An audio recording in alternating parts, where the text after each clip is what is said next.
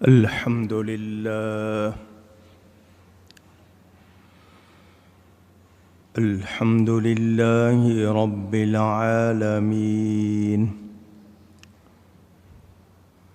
والعاقبة للمتقين والصلاة والسلام على رسوله سيد المرسلين خاتم النبيين شفيع المذنبين سيد الأولين والآخرين سيدنا ومولانا محمد رسول رب العالمين وعلى آله وصحبه أجمعين. أما بعد فأعوذ بالله من الشيطان الرجيم. بسم الله الرحمن الرحيم. أوفوا الكيل ولا تكونوا من المخسرين وزنوا بالقسطاس المستقيم ولا تبخسوا الناس أشياءهم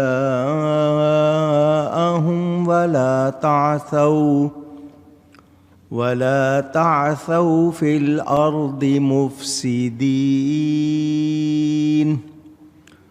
واتقوا الذي خلقكم والجبلة الأولين. صدق الله العلی العظیم. محبت کے ساتھ ایک مرتبہ دروشی پڑھ لیجئے. اللہم صلی علی سیدنا و مولانا محمد معدن الجود والکرم وآلہ وصحبہ وبارک وسلم. الصلاة والسلام علیک یا رسول اللہ. الصلاة والسلام عليك يا حبيب الله. الصلاة والسلام عليك يا رحمة للعالمين وعلى آلك وأصحابك يا شفیع المذنبین.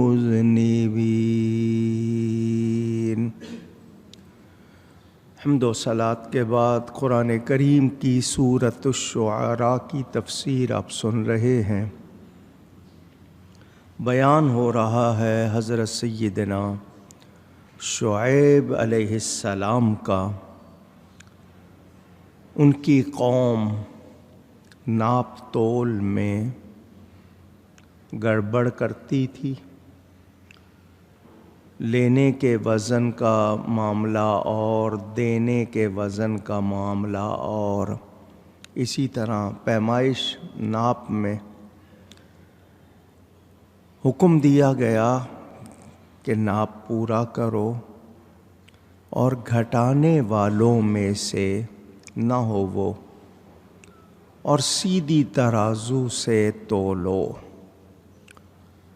اور لوگوں کی چیزیں کم کر کے نہ دو اور زمین میں فساد نہ پھیلاتے پھرو. انبیاء کرام ہماری بھلائی کے لیے، ہماری آخرت سنوارنے کے لیے، دنیا بہتر بنانے کے لیے تعلیمات اور ہدایات دیتے رہے اللہ کے حکم سے. غیر مسلم بھی ہو معاملات کے حوالے سے وہ بھی مکلف ہے.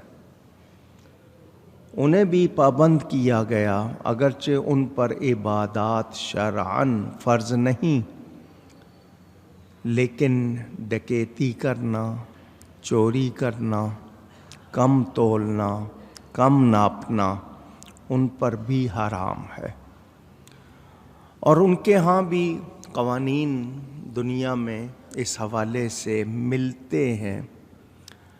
مسلمان کہلانے والے اپنی چیزوں پر اجزاء، انگریڈینٹس لکھتے ہیں، اکثر جھوٹ لکھتے ہیں، اس میں فلانا وٹامن ہے، اس میں فلانا وٹامن ہوتا نہیں ہے۔ باہر کے ملکوں میں دیکھا گیا کہ اس حوالے سے کچھ قدرے سختی ہوتی ہے۔ ناپ تول میں ڈنڈی مارنا اور ترازو ایسی رکھنا جس میں پہلے سے کچھ فکس کر لیا ہو۔ پہلے ترازو ہاتھ سے کرتے تھے، پھر باٹ آ گئے، لوہے کے باٹ، اس کے حوالے سے اسپرنگ لگا کے کیے گئے، پھر بجلی کی آ گئیں اسکیلز، ترازو آ گئے۔ لوگوں نے اپنے اپنے طریقے اپنا لیے۔ انسانی ایجاد میں انسان ہی، یعنی تالا اگر انسان نے بنایا ہے تو چور چابی بنانے والا بھی انسان، وہ اپنے طریقے نکال لیتے ہیں۔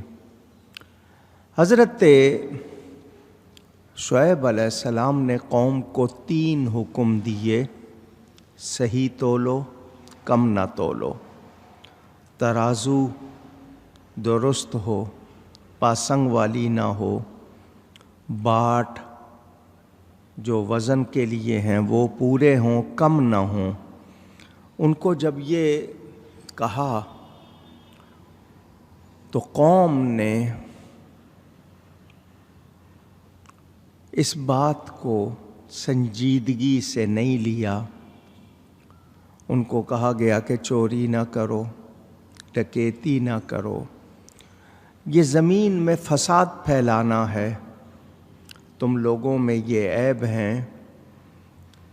اب جو وہ لوگ کہتے ہیں کہ مذہبی کام تو صرف عبادتیں سکھانا ہے، ایسا نہیں۔ دین، کوڈ آف لائف، ضابطۂ حیات کہ زندگی کیسے گزارنی ہے، دنیا کو کیسے برتنا ہے، کیسے رہنا ہے، کیسے معاملے کرنے ہیں، دین پوری رہنمائی کرتا ہے۔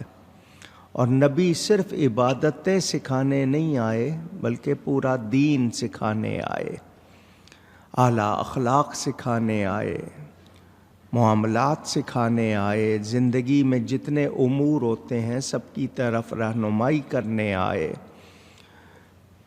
معاملات کی درستی پر بہت زیادہ زور دیتے رہے، حقوق اللہ بھی بتاتے رہے، حقوق العباد بھی بتاتے رہے، اللہ کا کیا حق ہے، بندوں کے کیا حق ہے، تم پر تمہارا کیا حق ہے، رشتے ناتے، ساری چیزیں سب کچھ بتاتے رہے۔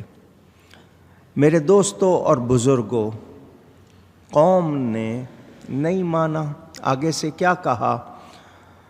حضرت شعیب علیہ السلام ان سے کہہ رہے ہیں زمین میں فساد نہ پھیلاؤ، اور وَاتَّقُوا الَّذِي خَلَقَكُمْ وَالْجِبِلَّةَ الْأَوَّلِينَ، اور اس سے ڈرو جس نے تمہیں پیدا کیا اور تم سے پہلے لوگوں کو بھی، مخلوق کو بھی پیدا کیا۔ قالوا انما انت من المسحرین،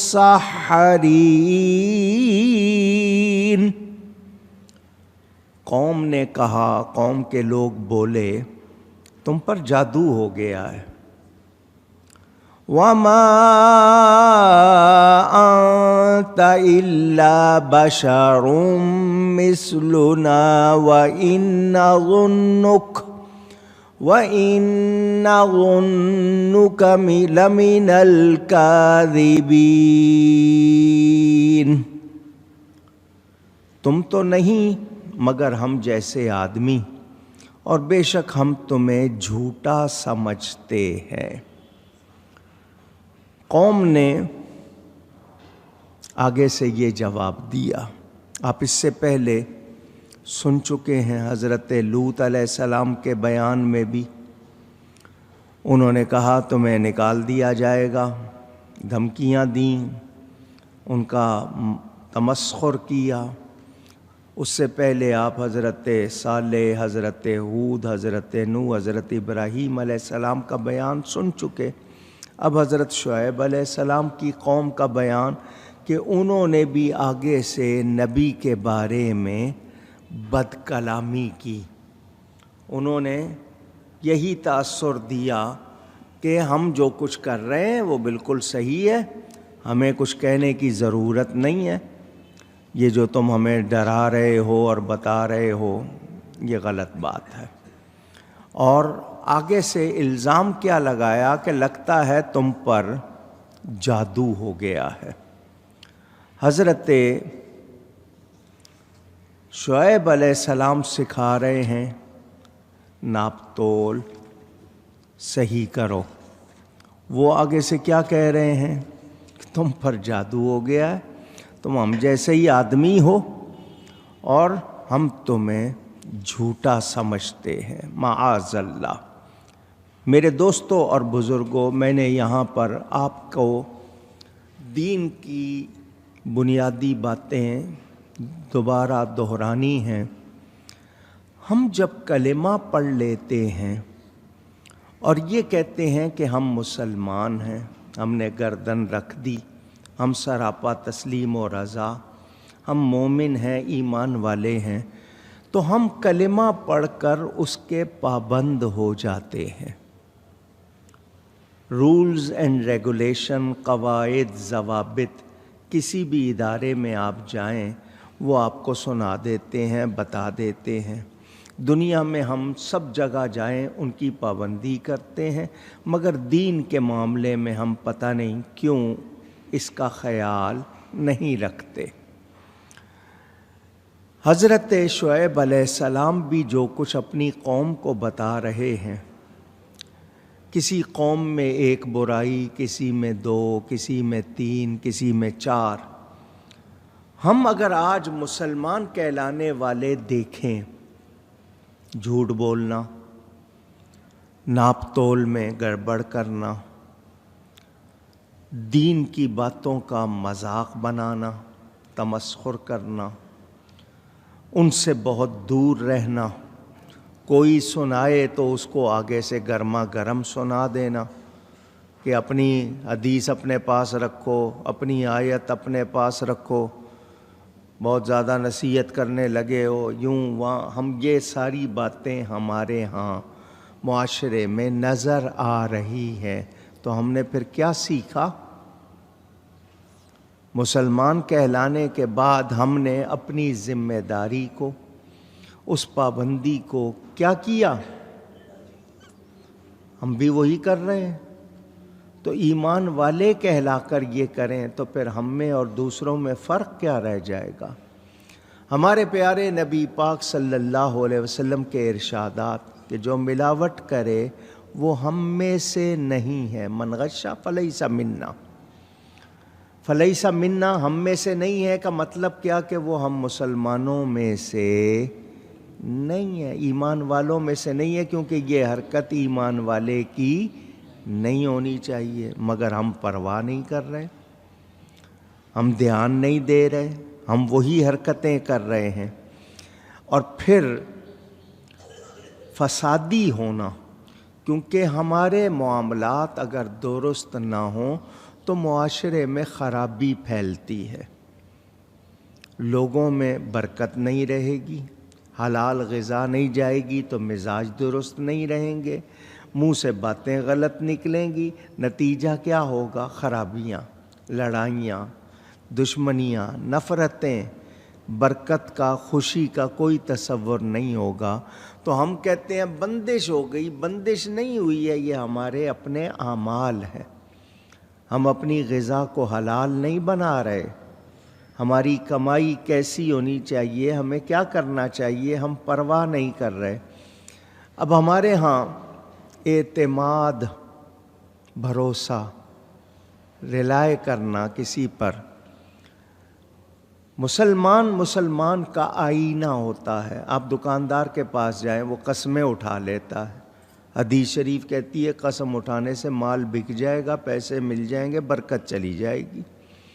جہاں بہت ضروری ہو وہ اور بات ہے، لیکن بات بات پر قسم اٹھانا، اور وہ جھوٹی قسم اگر اٹھاتے ہیں تو اور زیادہ برا کرتے ہیں۔ پہلے تو قسم اٹھانا بھی کوئی ضروری نہیں ہے مال بیچنے کے لیے، لیکن جھوٹی قسم اٹھانا یہ تو اور زیادہ سنگین بات ہے، زیادہ سخت بات ہے۔ نتیجہ کیا ہوتا ہے؟ کمائی حلال نہیں رہتی، برکت سے خالی ہوتی ہے۔ جو لے رہا ہے مال، اس کی جیب میں پیسہ صحیح ہے، صحیح کمایا ہوا ہے، جائز کمایا ہوا ہے۔ نہیں ہوگا تو پھر آپ کا مزاج بھی، آپ کا ضمیر بھی، آپ کے اندر حیا کا مادہ بھی نہیں رہے گا۔ کیوں؟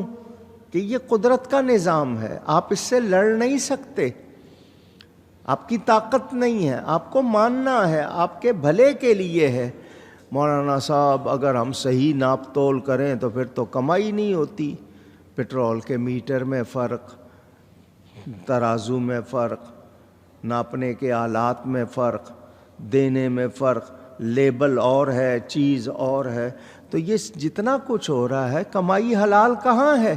جب حلال نہیں ہے تو پھر اثر بھی صحیح نہیں ہے۔ یہ بیماریاں کیوں ہیں؟ یہ پریشانیاں کیوں ہیں؟ پہلے ایک گھر کم پیسوں میں بھی پورا گھر کھاتا تھا، خوش رہتا تھا، آج کیوں نہیں ہے؟ اس وقت 100 روپے کا نوٹ اگر کوئی نکالتا تھا تو 10 آدمی دیکھنے والے ہوتے تھے کہ یار ذرا دکھانا، بہت دنوں سے دیکھا نہیں ہے۔ آج 5000 روپے کا آپ کے ہاں نوٹ ہے اور اس کی کوئی حیثیت نہیں ہے۔ کیوں ایسا ہو گیا؟ یہ ہمارے اپنے کرتوت ہیں، ہمارے اپنے اعمال اور افعال ہیں، یہ ہماری حالتیں ہیں کہ ہم نے خود اپنے آپ سے برکت کو، سچائی کو، خوبی کو، اچھائی کو دور کر دیا ہے، جس کا نتیجہ یہ ہے کہ اب ہمارے ہاں نفرتیں ہیں، محبتیں نہیں ہیں۔ میں نے آپ کو پہلے بھی بتایا، راج مزدور آج سینکڑوں روپے لیتے ہیں، ہزاروں تک ان کی باتیں گئی ہوئی ہیں، مگر ان کے پاس پیسہ بھی نہیں بچتا اور خوشی بھی نہیں ہے۔ حالانکہ 2 روپے 3 روپے مزدوری تھی تو کھاتے بھی تھے، بچاتے بھی تھے۔ 100-150 تنخواہ ہوتی تھی، پورا مہینہ نکالتے بھی تھے اور بچا بھی لیتے تھے۔ آج وہ نہیں ہے، اس لیے کہ ہم نے اپنے مزاج خراب کر لیے۔ یہ جو لقمہ مشکوک، شک والا یا غلط آپ کے حلق سے نیچے اترتا ہے تو خون میں شامل ہوتا ہے، وہ اپنا اثر دکھاتا ہے۔ آپ کہیں گے مولانا صاحب یہ تو کتابی باتیں ہیں، یہ کتابی باتیں نہیں، یہ حقیقی باتیں ہیں۔ انسان کے اندر غذا کی وجہ سے حیا میں، سوچ میں فرق آتا ہے۔ حرام کھانے سے کیوں منع کیا؟ کہ آپ کے اندر سے حیا نکل جائے گی، اور ہم پرواہ نہیں کر رہے۔ مردہ مرغیاں ہمارے ہاں شادیوں میں، بلکہ سننے میں آیا کہ جی زندہ لوگے تو یہ بھاؤ ہے، مردہ لوگے تو یہ بھاؤ ہے۔ کھلا رہے ہیں آپ کو، جو جانور حلال نہیں ان کے گوشت کھلا رہے ہیں آپ کو، اور آپ لوگ کھا رہے ہیں۔ تو پھر مجھے بتائیں ضمیر کیسے زندہ رہے گا، ایمانی قوت کیسے رہے گی؟ تو وہ خرابیاں جو پہلی قوموں میں تھیں اور ان پر ان کی وجہ سے عذاب آئے، آج ہم کیوں اپنا رہے ہیں ان کو؟ اچھا، ڈاکٹر منع کر دے تو حلال چیز چھوڑ دیتے ہیں صحت کے لیے، اللہ نے منع کیا ہے، حرام کیوں نہیں چھوڑتے؟ کوئی پوچھے کہ ڈاکٹر زیادہ ذمہ دار ہے، ڈاکٹر کا حق زیادہ ہے یا اللہ کا حق زیادہ ہے؟ قرآن کہتا ہے اللہ اور اس کے رسول کا حق زیادہ ہے کہ انہیں راضی کرو، انہیں راضی رکھو، لیکن ہم ایسا نہیں کر رہے۔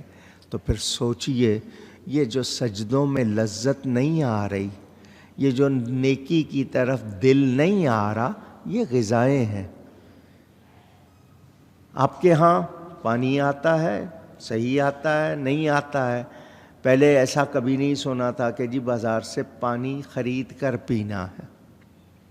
بہت لوگ ہوتا تھا زیادہ سے زیادہ کچھ اگر تھوڑی سی اسمیل آ گئی، اس میں کوئی بو ہی آ گئی، ابال لیتے تھے، لیکن اس کی بھی نوبت نہیں ہوتی تھی۔ گورنمنٹ کی ذمہ داری تھی کہ آپ کو صاف پانی مہیا کریں۔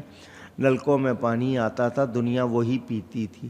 آج منرل واٹر کے نام پر بھلے نلکوں کا ہی پانی دیا جا رہا ہو، بے وقوف بن کے پی رہے ہیں، کیونکہ اس پہ تھوڑا بہت اعتبار کر لیا کہ یہ پانی بہتر ہوگا۔ وہ ہے نہیں ہے، وہ بھی بیچنے والے کیا کر رہے ہیں، بوتلیں دھوتے ہیں یا نہیں دھوتے، کیا کر رہے ہیں، اور اس میں غیر کمپنیاں، غیر مسلم کمپنیاں آپ سے زیادہ کما رہی ہیں۔ تو یہ آپ اگر اپنے آپ کو دیکھیں تو یہ ساری باتیں ہمارے اپنے اعمال کا نتیجہ ہیں کہ ہم نے اپنے آپ کو کتنا بگاڑ لیا ہے، اسپوائل کر لیا ہے، اور اب ہم ایسے ان غلطیوں کے عادی ہو گئے ہیں کہ اب ہم سدھرنا بھی نہیں چاہتے، اور کوئی سدھار کی بات کرے تو اس کو سنا دیتے ہیں۔